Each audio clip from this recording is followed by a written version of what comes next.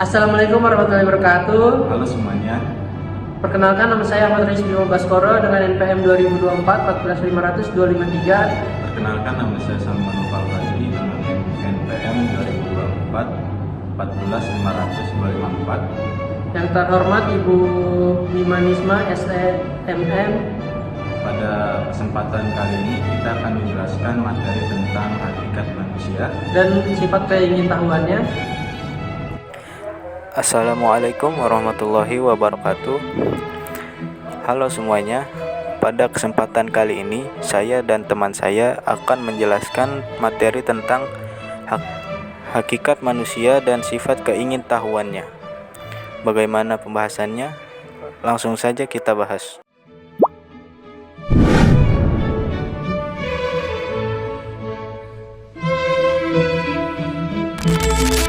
Hakikat manusia dan sifat keingintahuannya. Manusia merupakan makhluk penasaran yang secara alami ingin tahu tentang lingkungannya. Keingintahuannya mendorong pencarian jawaban atas berbagai pertanyaan filosofis tentang kehidupan, alam semesta, dan makna eksistensinya. Hakikat manusia juga ialah kita sebagai makhluk yang kompleks memiliki kemampuan untuk berpikir, merasa, dan bertindak. Manusia memiliki sifat keingintahuan yang merupakan dorongan alami untuk mencari pengetahuan, memahami dunia di sekitar kita, dan memecahkan masalah. Sifat ini mendorong manusia untuk bertanya, mengeksplorasi, dan belajar dari lingkungan serta pengalaman hidupnya. Untuk terus berkembang, manusia memungkinkan untuk berevolusi dan juga menciptakan inovasi yang membentuk peradaban.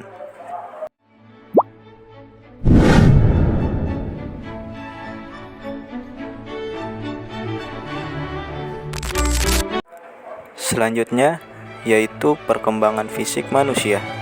Yang pertama yaitu fase embrio dan janin. Proses perkembangan fisik manusia dimulai sejak tahap embrio di dalam rahim, di mana organ internal dan eksternal mulai terbentuk. Yang kedua yaitu pertumbuhan anak-anak. Tubuh manusia mengalami pertumbuhan dan perkembangan yang pesat sejak lahir hingga mencapai dewasa. Dimulai dari regulasi berat badan dan tinggi badan.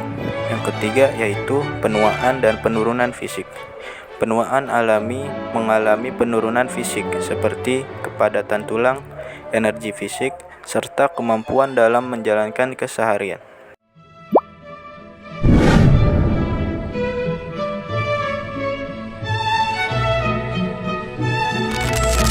Selanjutnya yaitu sifat manusia.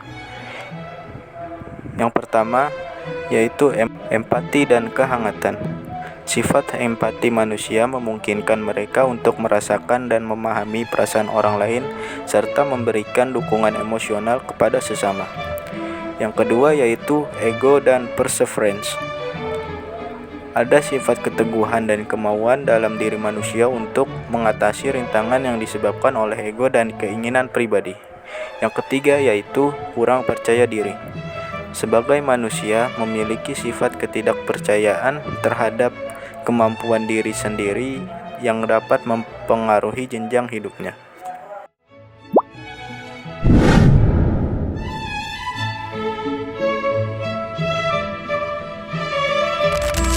Yang selanjutnya yaitu pikiran manusia. Yang pertama, kreativitas dan inovasi. Pikiran manusia memiliki kemampuan besar dalam menciptakan ide-ide baru dan memecahkan masalah dengan cara inovatif. Yang kedua yaitu pemahaman dan penalaran. Manusia memiliki kemampuan untuk memahami konsep abstrak dan menerapkannya ke dalam pemikirannya. Yang ketiga yaitu keterbatasan dan ketakutan. Pikiran manusia seringkali terbatas oleh ketakutan akan kegagalan dan hal-hal yang tidak diketahui.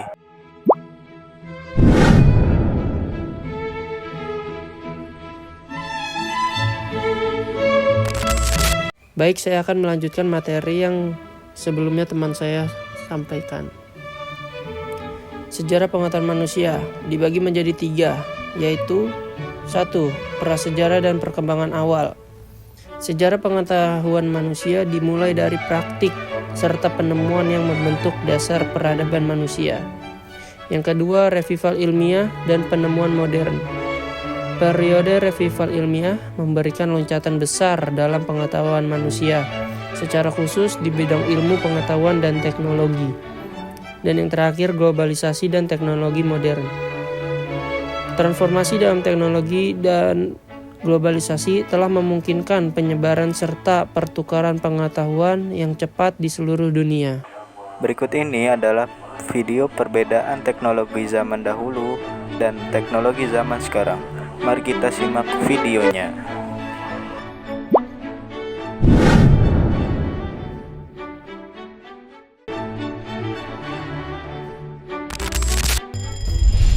Setiap pagi mungkin kita bangun karena dengar suara alarm di HP kita. Sambil melek di pinggir kasur, buka HP dulu, update media sosial, dan sehabis mandi langsung berangkat ke sekolah naik ojek online, dan kalau mau jajan tinggal pesen makan. Semua lewat HP kita. Tapi pernah gak sih kepikiran kalau di zaman dulu semua teknologi ini emang belum ada? Terus gimana sih rasanya hidup di zaman sebelum teknologi yang kita kenal ditemukan? Jadi lebih enak mana hidup di zaman sekarang atau tahun 50-an? Pastinya banyak yang jawab lebih enak zaman sekarang. 70 tahun yang lalu jelas belum ada internet, belum ada YouTube, video ini, dan tentunya belum ada smartphone. Tiap pagi dibangunin sama jam waker. Kalau mau nelpon orang kita harus pakai telepon ribet yang mesti diputar-putar. Kalau mau dengerin musik kita harus pakai alat gede ini buat mainin piring yang gak kalah gede. Berangkat pergi mesti jalan kaki, kalau jauh baru naik delman. Sungguh sangat ribet. Tapi gimanakah sekarang benda-benda ini? Bagaimana bisa semua hal yang ribet ini dimasukin ke HP kita yang kecil? Jadi, ceritanya ada revolusi yang dipimpin sama teknologi digital. Sebelum revolusi ini, penyimpanan data masih berbentuk analog atau bahkan manual.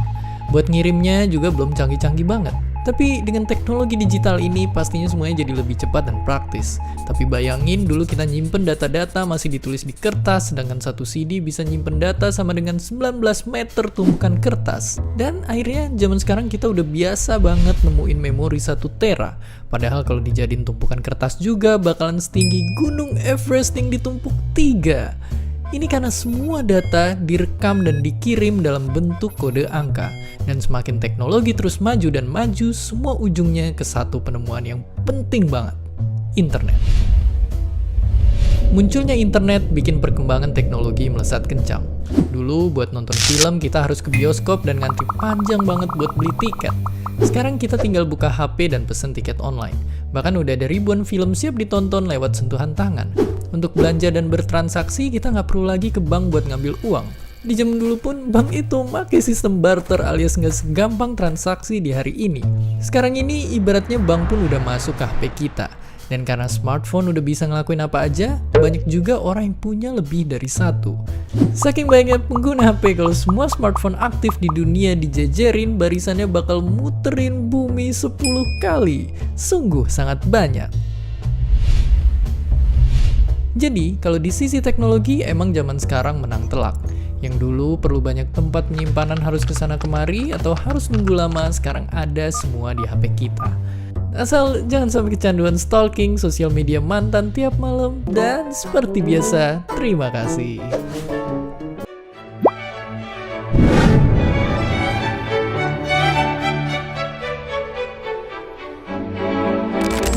Selanjutnya ada studi kasus, contoh pengetahuan manusia. 1. Eksplorasi ruang angkasa. Penelitian dan eksplorasi ruang angkasa telah memberikan penyelidikan mendalam tentang alam semesta dan planet-planet lain. Yang kedua, penemuan obat-obatan baru. Studi kasus tentang perkembangan obat-obatan baru telah mengubah cara kita memahami dan menyembuhkan penyakit manusia. Dan yang ketiga, pengembangan teknologi hijau. Studi tentang teknologi hijau dan keberlanjutan lingkungan telah meningkatkan kesadaran manusia terhadap pelestarian alam dan lingkungan.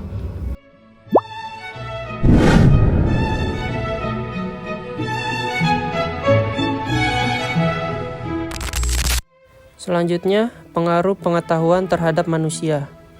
1. Peningkatan kualitas hidup.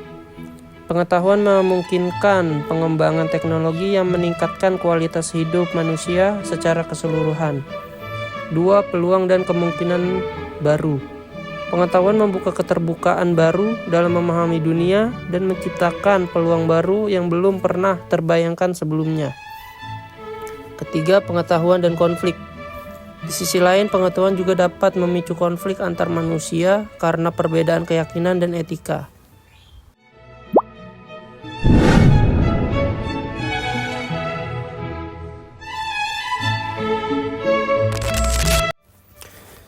Selanjutnya ada faktor yang mendorong keingintahuan. 1. Insting bertahan hidup. Manusia mencari pengetahuan untuk bertahan hidup. Yang kedua, dorongan kognitif. Keingintahuan adalah bagian dari kecerdasan manusia. Yang ketiga, pengaruh lingkungan, pendidikan dan budaya mempengaruhi rasa ingin tahu. Yang keempat, ada perkembangan teknologi, memudahkan eksplorasi ilmu baru.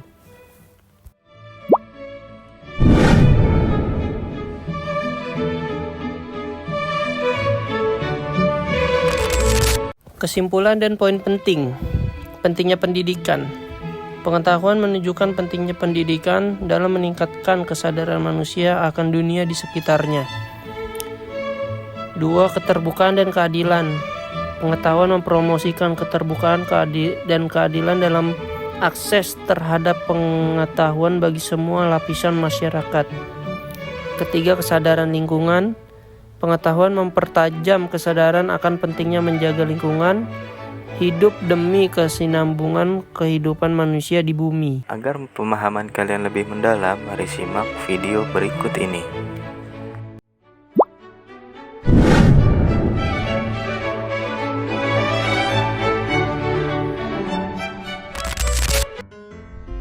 Jadi dokter, insinyur, atau astronot? Ya, ngaku aja pas itu cita-cita kita waktu masih kecil.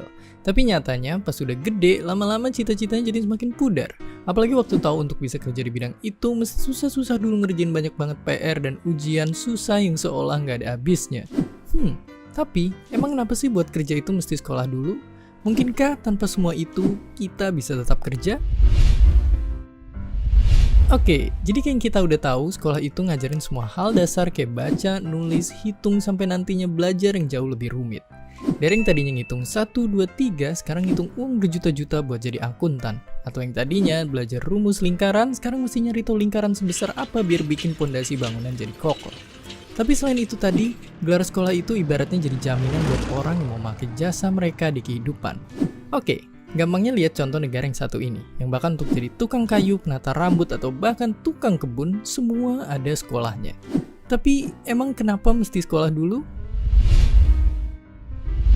Alasannya banyak, tapi yang jelas selain ningkatin skill, sekolah juga mastiin kita bisa kerja yang profesional dan ilmunya nggak asal-asalan.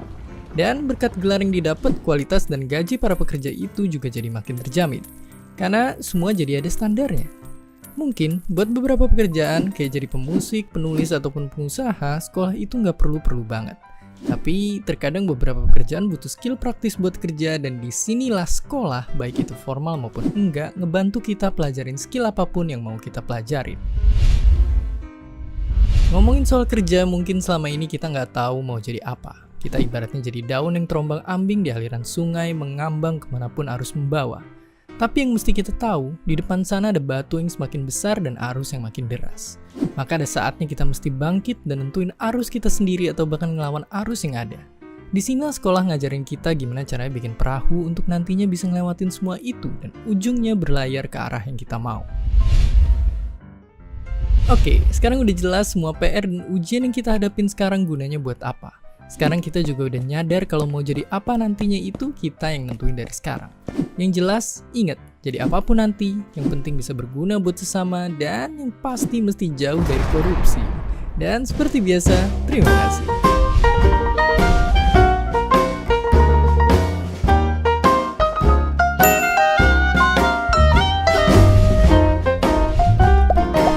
Terima kasih udah nonton Kok Bisa. Punya pertanyaan lagi? Tulis aja di kolom komentar di bawah. Keep asking and stay curious.